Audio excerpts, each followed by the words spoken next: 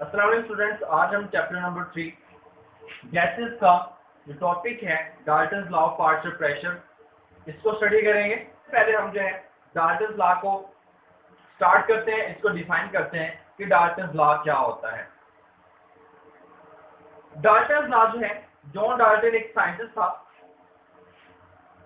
जिसने mixture of gases को study किया और उसने इससे एक कंक्लूजन निकाले, एक नतीजा निकाला कि एक मिक्सचर के अंदर जितनी भी गैसेस मौजूद होती हैं उन तमाम गैसेस के अगर हम पार्शियल प्रेशर को इकट्ठा करें, उसको सम करें, तो उसका जो पार्शियल प्रेशर होता है उन तमाम इंडिविजुअल गैसेस के पार्शियल प्रेशर के बराबर होता है।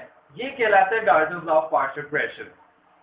और Dalton law of partial pressure के अंदर जो मिक्सचर ऑफ गैसेस लिया जाता है वो नॉन रिएक्टिंग गैसेस कहलाती हैं। नॉन रिएक्टिंग गैसेस इसलिए हम उसको कहते हैं कि नॉर्मल कंडीशंस के अंदर जो गैसेस होती हैं वो कभी भी रिएक्ट नहीं कर सकती, कभी वो किसी भी मिक्सचर का जो है वो हिस्सा नहीं बन सकती, वो सोल्यूशन नहीं बना सकती या कंप्लीट मिक्सचर नहीं बना सकती जब तक हम जो है सूटेबल कंडीशंस जो गैसेस के दूसरे के साथ रिएक्ट करती हैं उनको हम फुलफिल ना कर लें, तो उस वक्त तक जो गैसेस होती हैं कभी भी वो जो है रिएक्टिंग गैसेस नहीं बन सकती। वो मिक्सचर के अंदर जो है एक दूसरे के अंदर जो है ज्यादा जो है ना वो सॉल्युबल नहीं हो सकती, तो हम इस वजह से इनको नॉन रिएक्टिंग गैसेस का मिक्सचर कहते हैं।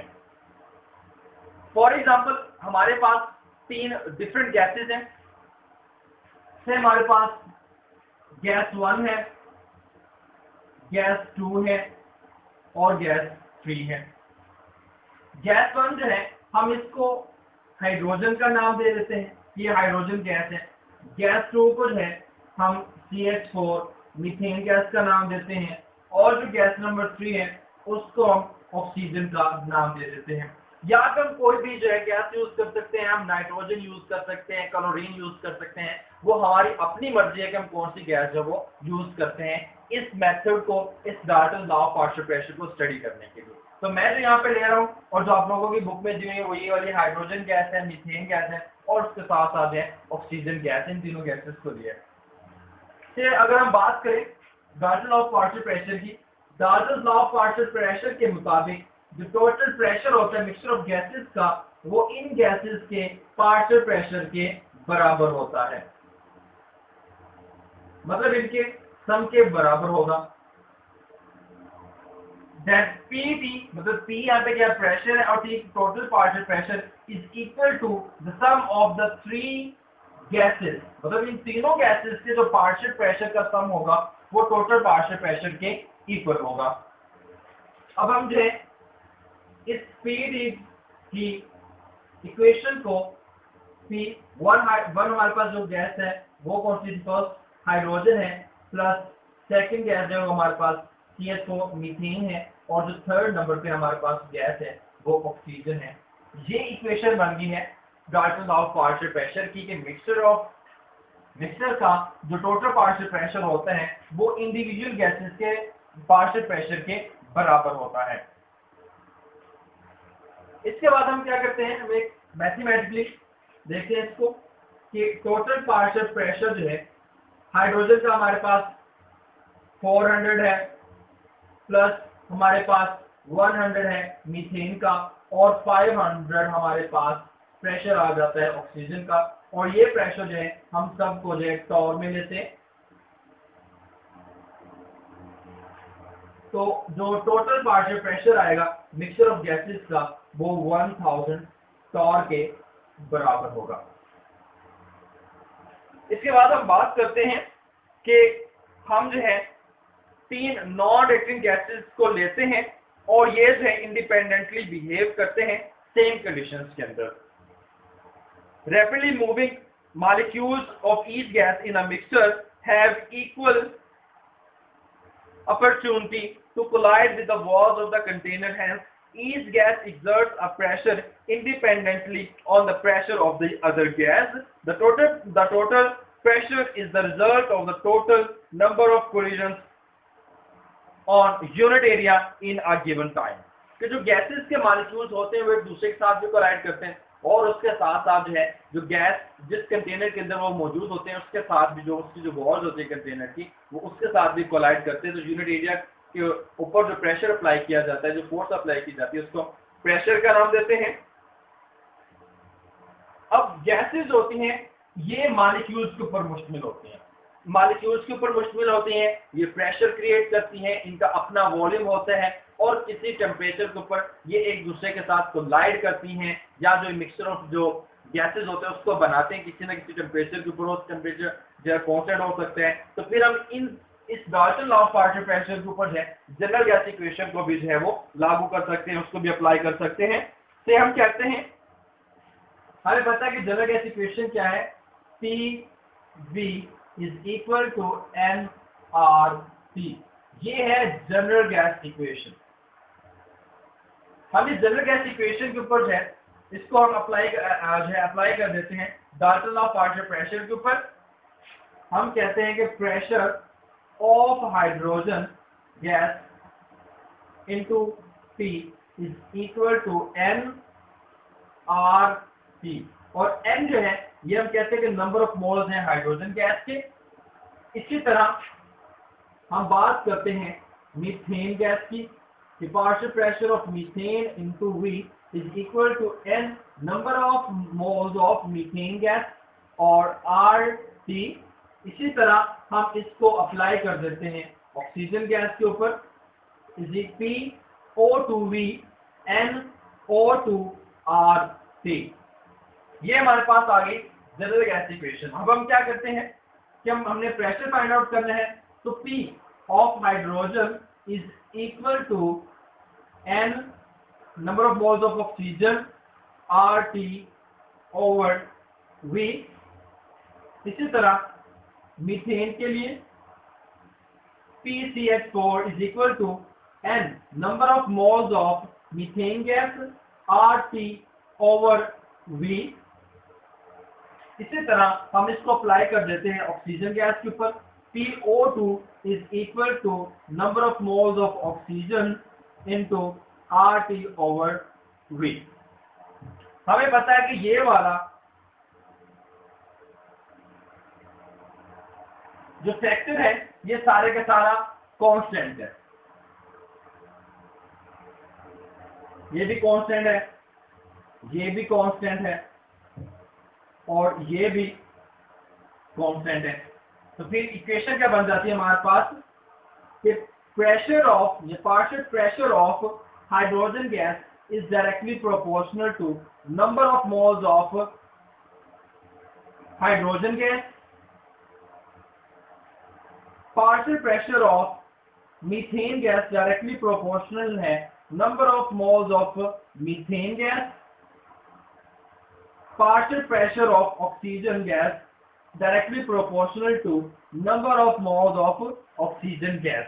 इनके अंदर जो है RT over V, RT over V ये जो फैक्टर है इसको हमने एज ए होल कांस्टेंट ले लिया।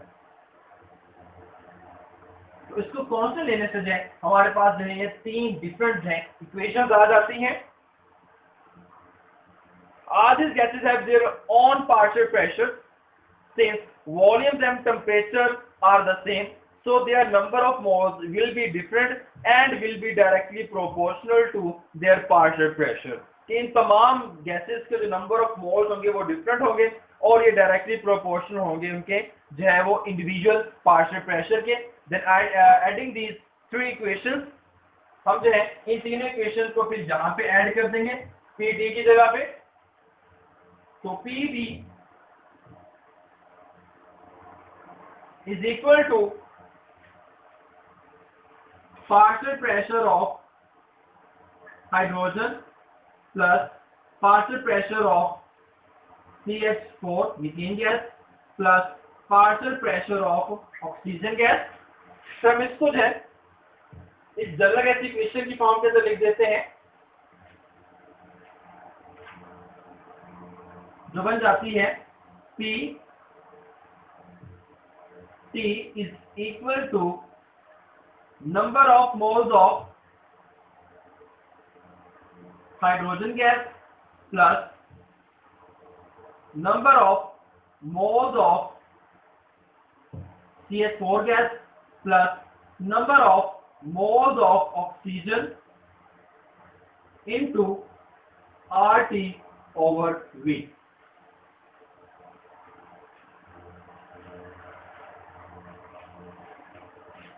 n हाइड्रोजन के, number of moles of hydrogen gas, number of moles of methane gas और number of moles of oxygen gas, ये सारे के सारे जो हैं n t के बराबर होते हैं, मतलब टोटल नंबर ऑफ मोल्स के बराबर हो जाएंगे। n t is equal to number of moles of hydrogen plus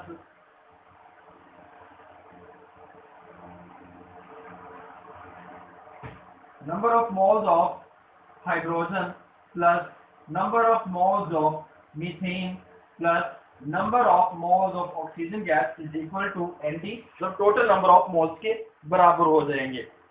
फिर हम इस इक्वेशन को लिखेंगे PT is equal to NT RT over V। उसके बाद हम क्या करेंगे, PT V is equal to NT RT। ये हमारे पास आ गई general gas equation in the form of total partial pressure of the mixture of three different non-reacting mixture of gases। कि हमारे पास है जनरल गैस इक्वेशन आ गई है एक नॉन रिएक्टिव मिक्सचर जो है गैसेस के, उनके पार्शियल प्रेशर के। इसके बाद हम जो है कैलकुलेट करते हैं partial pressure of a gas के। अगर हम किसी भी गैस का पार्शियल प्रेशर जो कैलकुलेट करना चाहें तो उसके लिए हम जो है क्या यूज करेंगे, यहाँ तक था Dalton law of partial pressure का इंट्रोडक्शन। अब हम कैलकुलेशन करेंगे partial pressure of a gas. किसी भी ए गैस के पार्शियल प्रेशर को हम किस तरह से फाइंड आउट कर सकते हैं। तो हम जो है किसी भी ए गैस का पार्शियल प्रेशर फाइंड आउट करने के लिए जो हमने लास्ट जो इक्वेशन ड्राइव की थी, PTV is equal to NTRT, इसी इक्वेशन को हम इस्तेमाल करके यूज करके जो है हम किसी भी ए गैस का जो पार्शियल प्रेशर होता है उसको इंडिविजुअली फाइंड आउट कर सकते हैं। तो हमारे पास दो डिफरेंट गैसेस हैं, एक गैस है ए, तो हम इस इक्वेशन को इस फॉर्म के अंदर लिखेंगे, partial pressure of gas A into V is equal to number of moles of gas A into RT. और सेकंड गैस हमारे पास गैस बी है, तो partial pressure of gas B into V is equal to number of moles of gas B into RT. ये हमारे पास दो different जो है वो आ जाती हैं इक्वेशन। फिर हम क्या करते हैं, किसी भी एक इंडिविजुअल गैस का पार्शियल प्रेशर फाइंड आउट करने के लिए इस equation PTV is equal to NTRT को जो है डिवाइड कर देते हैं PAV के साथ। PAV is equal to NART equation के साथ। तो हमारे पास है इक्वेशन आ जाएगी फिर PAV is equal to NART over PTV is equal to NTRT। इन दोनों साइड पे जो है B से कैंसिल हो जाएगा, RT से कैंसिल हो जाएगा। हमारे पास क्या हो जाएगा, PA over PT is equal to NA over NT। अब NA ओवर NT जो है ये x के बराबर होगा, x a के बराबर होगा, और इसको जो है हम नंबर ऑफ मोल फ्रैक्शन का नाम देते हैं। सॉरी, हम इसको मोल फ्रैक्शन कहते हैं। ये शॉर्ट क्वेश्चन आ सकता है कि what is mole fraction. The ratio of number of moles of gas A to the number of moles of the total mixture of gases, इसको मोल फ्रैक्शन कहते हैं। फिर हम यहाँ पे पुट कर देंगे PA over PT is equal to XA। तो हमने फाइंड आउट क्या करना है, partial pressure of gas A। तो ये बराबर होगा product of the mole fraction of that gas and total partial pressure of the mixtures of the non reacting gases. अगर हम गैस B के लिए पार्शियल प्रेशर फाइंड आउट करना चाहें, वो किसके बराबर होगा, partial pressure of gas B is equal to mole fraction of gas B into partial pressure of total mixture of non reacting gases. तो अगर हमारे पास मिक्सचर के अंदर है 2, 3, 4, 5 जितनी भी गैसेस हो, हम उन सब गैसेस का इंडिविजुअली पार्शियल प्रेशर है इस फार्मूला को है इस्तेमाल करके जो फाइंड आउट कर सकते हैं। तो ये था आज का हमारा टॉपिक जो Dalton law of partial pressure था, उसके हमने पहले जो है उसके इंट्रोडक्शन को स्टडी किया। उसके बाद जो है हमने एक इंडिविजुअल गैस का जो पार्शियल प्रेशर फाइंड आउट किया। इंशाल्लाह नेक्स्ट वीडियो के अंदर जो है हम डाल्टन लॉ की एप्लीकेशन और उसके साथ साथ